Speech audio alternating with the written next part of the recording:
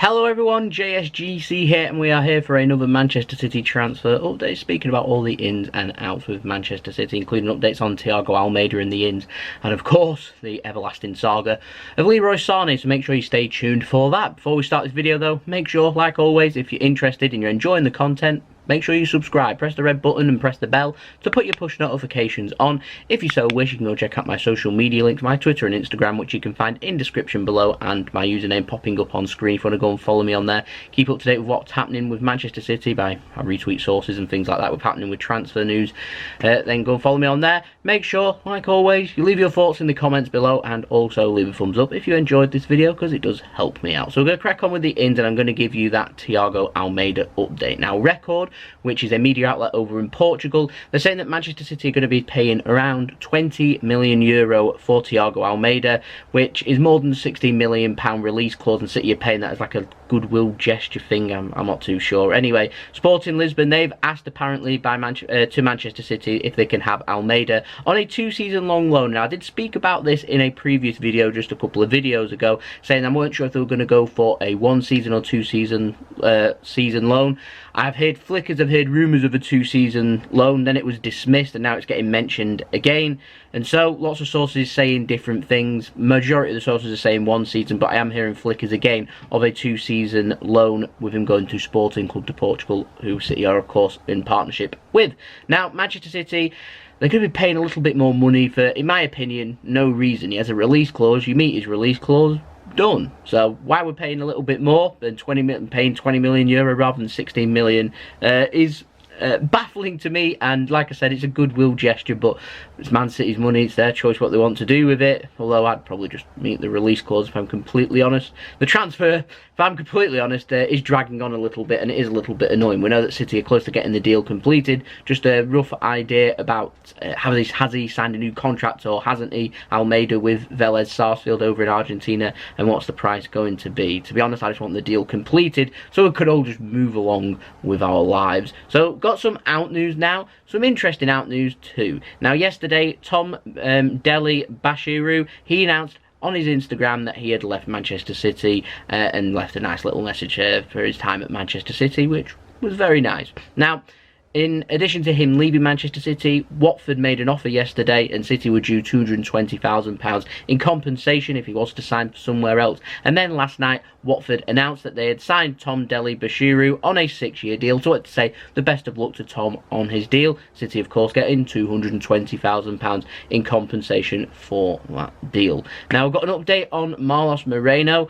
A little bit of a forgotten man at Manchester City, I'll be completely honest. I thought he'd already left, I thought he was already out on loan, but turns out he's like not and wanted elsewhere. Anyway, it's been reported over in Portugal that a club called Portimonense, I hope that's how you say their name, they want Moreno on a season-long loan, but Ojogo that's reported this haven't made it too clear if it's a loan or a permanent move. It was saying though that Portimonense, they were favouring a loan move for him, so I imagine all fingers are pointing towards a loan move, and let's face it, it's probably going to be a loan move. And so yeah, that's where we're at with the Marlos Moreno situation. Of course, City spent quite a bit of money on Marlos Moreno when we signed him. A lot of prospects, a lot of ambition, a lot of good directions for Marlos Moreno. Unfortunately, the move hasn't really worked out for him, and it seems now he might be set. I think they're in the 2nd division of Portugal, so yeah, we'll move on. So I've got an update on Leroy Sane now, and Pep Guardiola apparently is getting tired of the Leroy Sane situation, and to be honest, aren't we all, Pep?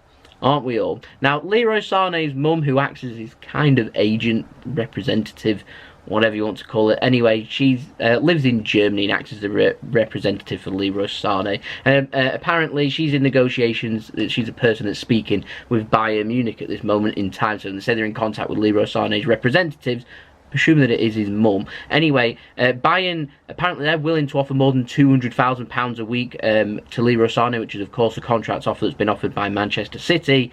And Manchester City's got a bit of a concern here because there's only 2 weeks left of the transfer window, and it's going to take time for us to find a replacement. And I have heard rumours at the beginning of the transfer window that City weren't looking at an attacker even if Leroy Sane left, which is dangerous because we're going in with Bernardo Silva, obviously Riyad Mahrez, and also Raheem Sterling that can play out wide, but you pick up one injury and all of a sudden you're asking for a lot of minutes from a few of our players, and also then doesn't really allow Bernardo Silva into the central positions either. And so to not replace Leroy Sane, to me, would be dangerous, because I have a bit, Premier League season, you've seen how many games and just one or two injuries here and there, and all of a sudden you're looking very short. So yeah, not replacing Leroy Sane to me baffles me, but there we go. But City's only got 2 weeks to find a replacement, so City aren't too keen to sell here. Bayern Munich matching £200,000 and paying more, not sure I see it, but maybe. I mean, a new player, you want to bring him, you have to pay him well.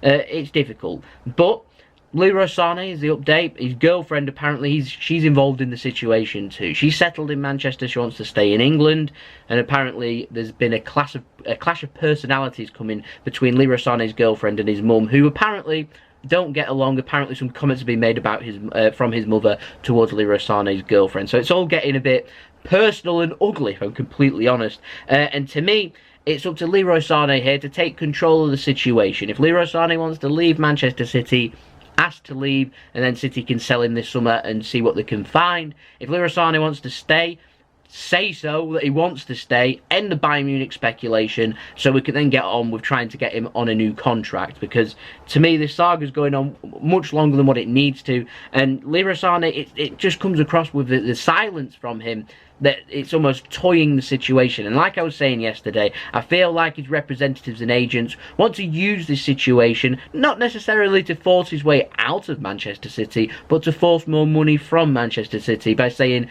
Bayern Munich are willing to pay £250,000 a week, either up your offer or Leroy Sane is going to hand in a transfer request and leave. And so this could all get very ugly and very bitter very quickly. That's my conclusion on this deal, and I think it's important here that Manchester City and Leroy Sane end up making the right decision on what's best for both parties here, whether that means Sane staying, signing a new deal, whether that means Sane staying but assessing his options again in the winter and next summer, or whether that means Leroy Sane leaving this summer. I think the right decision has to be made, and City are insistent they want it done before August 8th. If I'm completely honest, I'd want this whole situation done by the end of July, because to me it's a must, it's a necessity that if Leroy Sane leaves and we get a good offer for him, then Manchester City need to find a suitable replacement for him. We can't be going in with just 3 wingers into the season here. We're looking a bit bare. An injury or two in different positions, and all of a sudden we're looking light. And God forbid we pick up a serious injury to someone like Bernardo Silva, or Raheem Sterling, or Riyad Mahrez, and all of a sudden you're putting a lot of pressure onto our players. Our squad, to me, is already short enough. It doesn't need to be made shorter from this, and so we're in this situation here. What we don't want is a rushed transfer deadline day signing. As exciting and as great as it is for producing YouTube content from me, I feel like a rushed decision will end up coming in. We're not getting linked with wingers or too many wingers right now, so it would be a rushed decision from Manchester City to bring somebody in. It won't be like the Sanchez or Mahrez, who was linked with Sanchez for months and months and months, and Mahrez was linked for weeks and weeks, so it won't be a rushed decision. But with this one, we're not really getting linked with anyone. That if Sane was to leave, we'd have to act, and act very quickly, and clubs would then start demanding more money. It'll upset the wage structure, our policy towards transfers and everything. All this for a situation that to me should have been sorted weeks ago. Should have been talking to Leroy Sane whilst he's on international duty, or getting clarification beforehand. Does he want to stay or does he want to leave? And put the offer right there, saying if you choose, give us an answer here. If you give anything other than, he doesn't say that he's staying, then I'd seek to sell. This could have been sorted weeks ago, and it's incredibly frustrating. It's one of those that I do have to keep an eye on. So that's where we're at with Leroy Sane. Would love to know your thoughts of that in the comments below. And lastly, I'm here just to talk about monetisation. I did say on my Twitter that I was going to speak about this at the end of the video, so if you're not interested in me talking about JSGC and monetisation and how much money I'm able to make off YouTube, then feel free just to click the video off. So just going to talk quickly about monetisation. Someone left in the comments below that they seemed quite irked that I was having adverts rolling on the video, so I'm just going to put some clarity as to how much effort it has for me to be able to do that and why I do that. So first things first, 1,000 subscribers you need. Not easy to do. Took me a year and a half to get to 1,000 subscribers. In fact, all of my other channels that I'm associated with don't even have 1,000 subscribers, so they're not monetized. That's difficult. It's a difficult game, the YouTube game. There's lots of algorithm out there, there's lots of content out there, there's lots of competition out there. It's difficult, and so being able to monetize to me felt like a great achievement and a perfect opportunity here for me to be able to earn a little bit of money, put the money away, and be able to, at some point when I've got a good amount, be able to reinvest that money back into JSGC and put it towards making better content for you guys across all of my channels and platforms, and being able to provide better information and better equipment and things like that, cameras, laptops, etc, etc, that's involved with needing to provide good quality videos. When I get them to 10 minutes, I'm able to then put some adverts on the videos. I'm in control of when I want to put them in. Now, when I put the adverts into the video, normally I'll put them throughout the video, and this should